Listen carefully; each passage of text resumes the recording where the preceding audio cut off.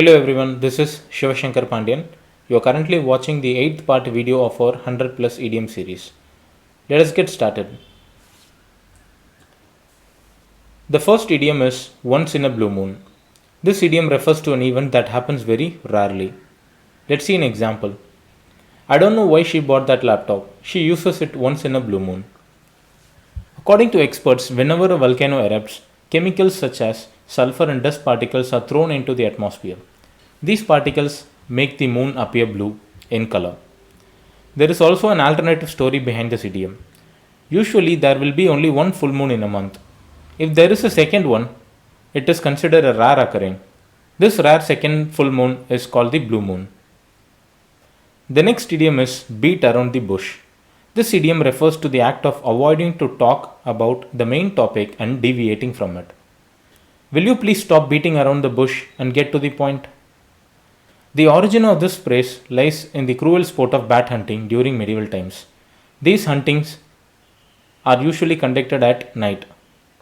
Participants will threaten the bats by beating the bushes so that the bat will get confused and fly straight out of it. These bats will become easy targets to hunt. Here, the participants are not really interested in the bushes but the bats. The next idiom is cry over spilt milk. This phrase refers to the act of being upset over the things that have already been done.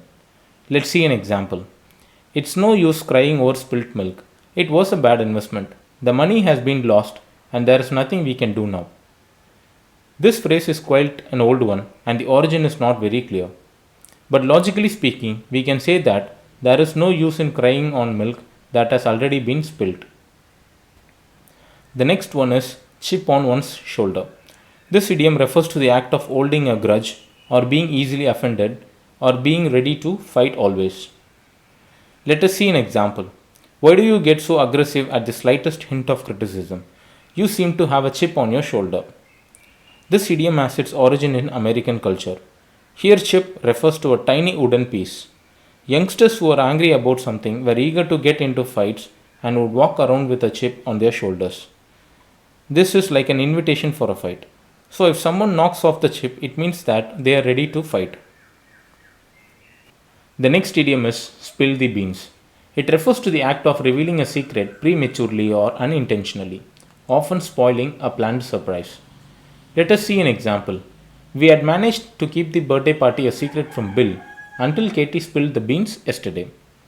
This idiom has its origin in ancient Greece, especially in their election process. Every voter used a white bean to vote yes or a black bean to vote as no. These beans were put in a jar. When everyone had voted, this jar of beans had to be spilled in order to reveal the number of yes beans. In this idiom, spill means letting know the truth. The next one is bells and whistles. This idiom refers to all attractive but non-essential add-on features, especially to a gadget. Let us see an example. This new car has so many bells and whistles that I can't figure out how to open the fuel tank. This expression is of American origin. In the 19th century, new towns emerged in the US. Each town was far away from the other. Merchants had to travel a lot to sell their goods. Before entering a town, these merchants used to tie bells on their wagon. This created noise. In addition, they also blew whistles to grab the attention of the town so that people would know that the merchant has arrived. Even without these noises, merchant can come to a town and do trade. However, they use these bells and whistles to exaggerate their presence. The next idiom is on one's high horse, which means to behave in a proud manner or to think one is superior to others. Let us understand this with an example. Harry is on his high horse again, bossing people around. In England, in the olden days, a person's rank was determined by the height of the horse he rode. Soon, riding a tall horse was equated with superiority of status. For instance, if you are a nobleman, you rode a horse that is taller than the horse of your servant. The next idiom is long face. It refers to a facial expression that looks sad and disappointed. Here's an example. Hey kid, why the long face? Is something bothering you? When you are sad, your mouth is drawn down and your eyes look downcast. This facial expression looks as if you have a long face. The next idiom is loose cannon.